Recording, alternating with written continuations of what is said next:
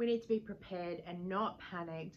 The price of food has been going up for a really, really long time, but of course now the world is not good.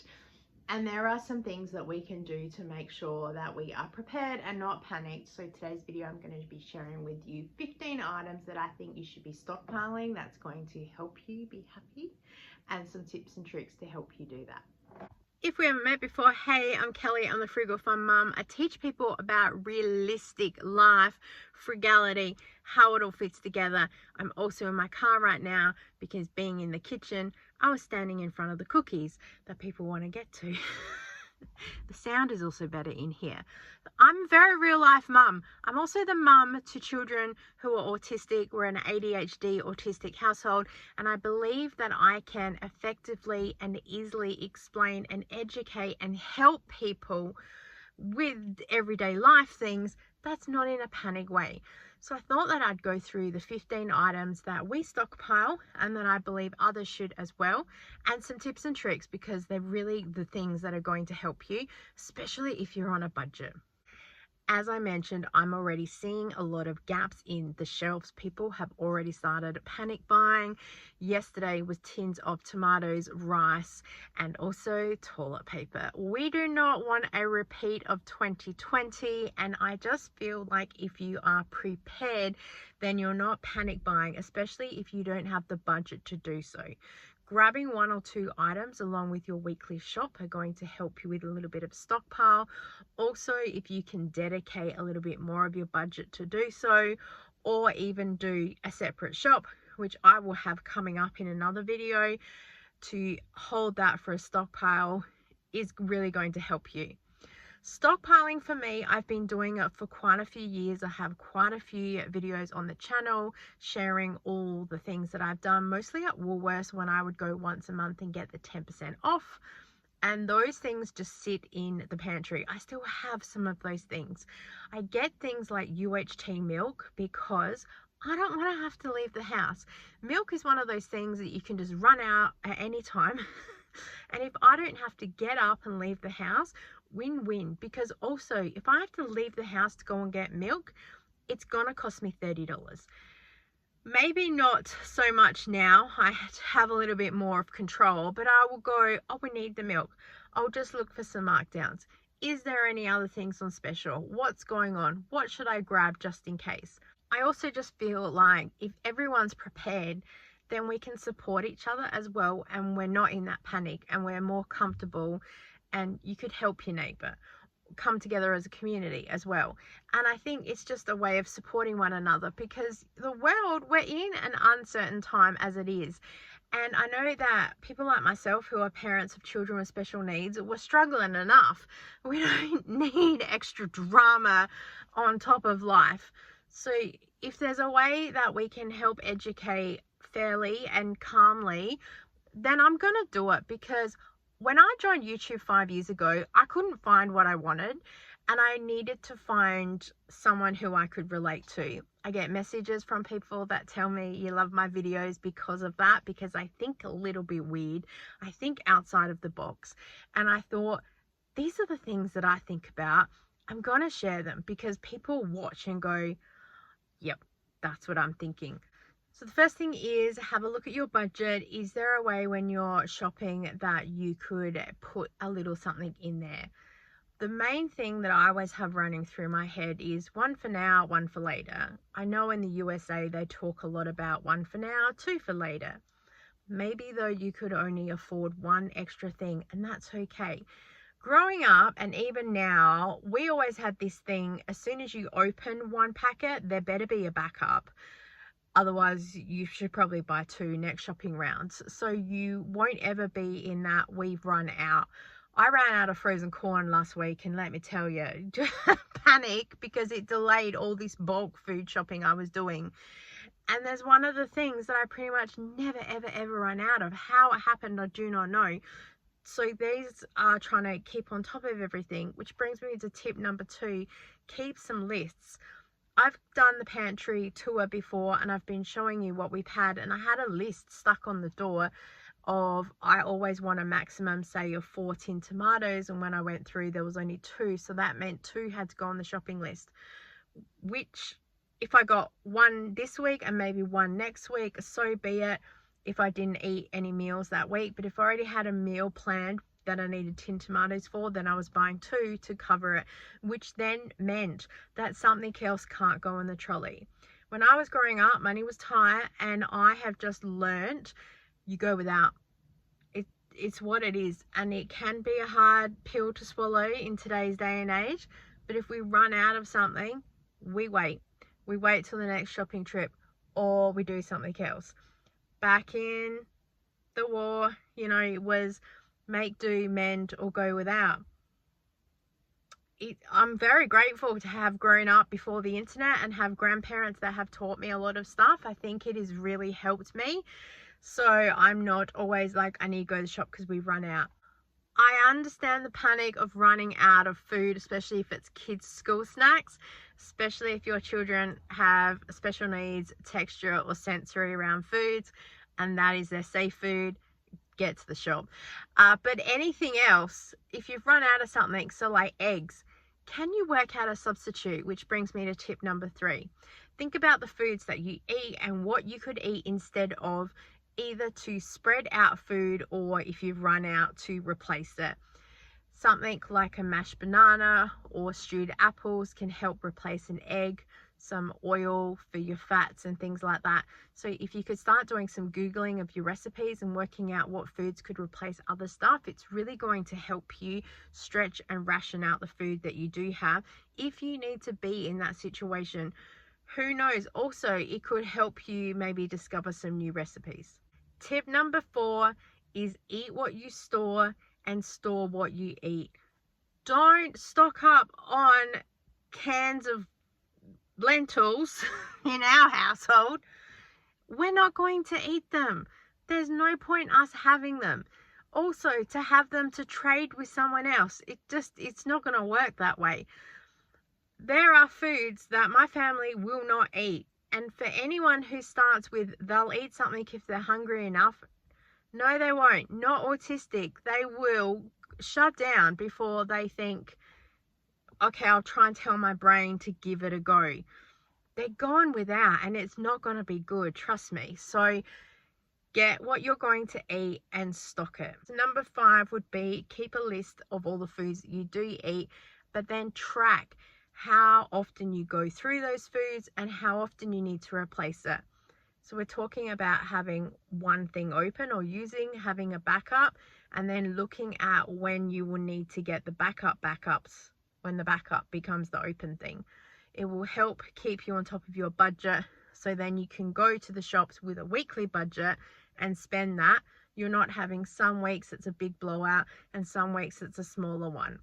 I do weekly shops because I'm doing the Coles 4-week spends, but also I'm systematically buying the same things over and over and over again. So we get to the end of the week and we have some things left over, so it's just going to roll over. And then at the end of the 4 weeks, we have excess of other things that help with the stockpile. So I just repeat buy, which is also really good about being in an autistic household. It's systems and routines over and over and over again. We like to eat the same foods over and over and over again. It's not boring to us. It's safe. So that helps as well with the budget, and also the what on earth are we going to have for dinner tonight. Let's talk about the top 15 items that I believe you should be stockpiling. Number 1 is rice. It is a pantry staple that I believe everyone should have, and if you have autistic children, plain rice is the best. Plain rice, grated cheese, or tomato sauce, that's a whole meal. Is it protein sufficient? No, but guess what? Fed is best. And if my son wants to eat a massive bowl of rice for dinner one night, cool, happy days. We'll probably try and put some chicken nuggets on the side, but if he's happy with that, fed is best. Number 2 is pasta. So I'm thinking penne, macaroni, spaghetti, spiral. I don't know what other pasta there is because that's all we eat. Risotto. See, I'm not a foodie. Whatever you eat, stockpile it, because again, if your child will eat a big bowl of pasta, it's a really good meal. Also, it's cheap and it helps bulk out meals. So we could often have a chicken pasta dish, hubby and I, and there's a lot more pasta in that dish than chicken. It helps stretch it out. Number 3, which you will not find in my household, is pulses, either in the cans or the bags. I'm talking lentils, split peas, chickpeas, mixed beans, black beans. I don't know any other beans. No. No, thank you. Sensory nightmare of texture. And please don't tell me if you blend it up, they won't be able to taste it. Yes, they can. Tell ya, not interested. So as I said, you can get them in a bag or you can get them in cans. Either way, if you eat them, stock up on them. They're cheap and they're filling, and apparently they have some protein in it as well. So be it. With the pulses, I will say that canned baked beans and canned spaghetti work really well. We do have them in our household. It's rare, but they are there for that. Oh, I really feel like that today. Number 4 would be canned meat if you can't get anything fresh. I'm talking tuna. You can get canned chicken. You can get canned ham, spam. A variation of things. If you're not canning your own food and you're able to buy some things in a can, it might be worth it. I haven't eaten spam for a really long time, but I used to eat it growing up. And again, it's a cheap protein source. Number 5 is any canned meals you can get. There's canned stew, casserole, variety of things. Also canned soup or packets of soup. They're really useful as well. I know that my mum could live on a cup of soup and a biscuit. So she'd be happy if that's what she stockpiled in her house. Again, if it's something that you eat, go for it. And also, some of these foods don't require much power to reheat, so they work really, really well. Number 6 is any canned vegetables. Anything that's in a can. You've got beetroot, canned corn, potatoes, asparagus. I don't know. We don't eat much. That's canned. If you can get it in a can, it will last a lot longer. Number 7 is canned fruit. You can eat it on your own, or you could use it in baking to help stretch out a cake and just make something delicious. It's always a good alternative if you can't get anything fresh. Number 8 is powdered and UHT milk. I only saw full cream, powdered milk, and light. I'm not sure if there's much more. I was looking in Aldi today, but I do know in Coles they've got a massive UHT range. Almond, soy, oat, full cream, light, etc, etc. These are really good to have on your shelf, mostly for us, as I said, so I'm not running out to the store to stock up. Now, these do taste a little bit differently, and powdered milk does really taste a little bit differently, so you could maybe try to get accustomed to the taste if you really need to. But what it's really good for is using it in baking. Also though, powdered milk for us, we turn into condensed milk. And there's other things you can do. Powdered milk is good in a lot of baking mixes where people pre-make their own cake mixes in containers and they just need to add a little bit of oil or an egg or whatever it is. So powdered milk can be used in a variety of ways. Number 9 is any cereals, so Wheat Bix or anything else that you eat. And again, have a look at how often you go through things. Number 10 is oats, following on from the cereal. So you could either have porridge if you like it, but oats for us in the household is used in baking, helps stretch the biscuits out. I also know that people will ground up oats to put inside some mincemeat dishes to help stretch it out as well. There's a variety of uses. Number 11 is flour. I'm a baker, so I always want to have flour in the household. I think more cakes and biscuits than what I do bread. I'm still learning. I have, however, recently started making my own pizza bases, As I've mentioned, my children are autistic. It's taken me a long time to get here, but we had to progressively try a lot of foods to eventually get to where we needed to go. So I always say, keep trying, you will get there one day. But flour can be, as I said, cakes and biscuits, give you a little bit of a sweet treat, mix in the canned fruit that you've got, as well as the flour that's there. You've also got baking powder. You could stack up on vanilla. Vanilla helps everything taste good. Baking soda, all the things that you would need to help create the bread and cake products. Honorable mention, don't forget the chocolate chips or the sprinkles. Chocolate is always a good thing, especially when you're baking, or if you're just feeling like a little something, especially if the world's just... chocolate is the answer. Number 12, to go with your baking, you need sugar. I kept it in a separate category because I think sugar is important. Sugar you could use, yes, in your baking, but sugar is really good for other resources if you need glucose. Also sugar, if you could mix molasses in it to make brown sugar. You can ground up white sugar to make icing sugar. I feel like it's really good to be in its own category.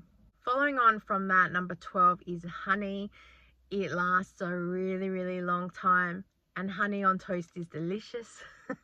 It also helps with that glucose as well, and it can make your cakes taste really good. It's just something really good to have. Honorable mention, people will also talk about stockpiling peanut butter and Vegemite if you're in Australia. Peanut butter will go rancid though, so don't stock too much of it. Make sure you're rotating it as well. Number 13 is oil. You can use it for shallow frying, cooking in general, also to put inside cakes. If butter is not shelf stable, fridge stable, you don't have reliable ways to hold butter, oil is a good alternative for your fats that you will need. Number 14 is all your spices. So looking at your salt, oregano, mixed herbs, all those things that help add flavor to meals. Adding into that, honorable mention of stock, bouillons, powders, chicken stock, beef stock, the little beef cube things you can get. They're really good to help add flavor to things as well. Number 15, I had to mention it, tomato sauce. Although we talked about tin tomatoes and other things like that, tomato sauce for an ASD household probably should have been number 1 actually. But seriously, tomato sauce in our household is just a staple food. We need to have it all the time. It helps things taste good, or it helps hide the taste of other things. It's one of those things. Honorable mentions, thinking about the canned fruit, you could look at dried as well. I know that a lot of people enjoy eating that, so that could be something there. Nuts, I would keep in a freezer because they tend to go rancid. Think about the peanut butter we talked about earlier, but nuts are a good source of protein as well. I know there are a lot of other household products that people stockpile, so feel free to leave the comment down below. I just thought I would list off the top 15 items. I did have them all sort of separated a little bit more in a list, but I started grouping things together because that's what I was seeing in the supermarket. And I think when you think about one thing, you start thinking about other things, thinking about meals, what's in the meals, who's what, where, there. It just all ends up in a jumble. So maybe write yourself a list, go through the tips and tricks, make sure you're rotating through your stockpile as well. So first one in, last one out type thing. So then you don't have any food that expires. That's a bit interesting by the time you get to it. I'd love to hear from you down in the comments. So please let me know what you're stockpiling. I bet there's a lot of you with legumes out there. I'll bake a cake and you can have your chickpeas. It's all good. I really hope this video has helped you. I've really enjoyed bringing it to you today. Thank you so much for watching. I so appreciate you, and I look forward to seeing you next time. Bye.